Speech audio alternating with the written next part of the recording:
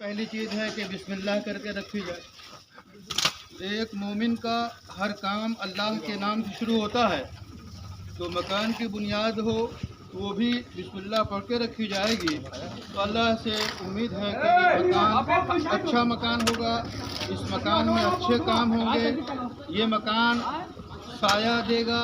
ये मकान 3 ज़रूरतों में से एक है, रोटी, कपड़ा और मकान।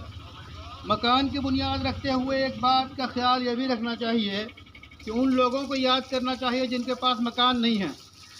हिंदुस्तान में बेशुमार ऐसे लोग हैं जिनके पास मकान नहीं है, उनको भी याद करना चाहिए। उससे आपके अंदर शुक्र का जज्बा पैदा होगा कि अल्लाह ताला ने हमें इतने माल से नवाजा है कि हम मकान बना रहे हैं।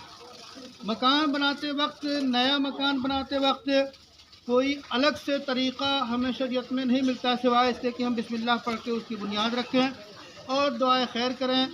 हाँ, एक सबूत मिलता है कि एक सहाबी आप सल्लल्लाहु अलैहि वसल्लम को अपने घर में लाए और ये दरख्वास्त की कि आप हमारे लिए नमाज़ पढ़ने की कोई जगह मुतय्यन कर दीजिए। तो आप सल्लल्लाहु अलैहि वसल्लम ने एक जगह वहाँ पे नमाज़ पढ़ी।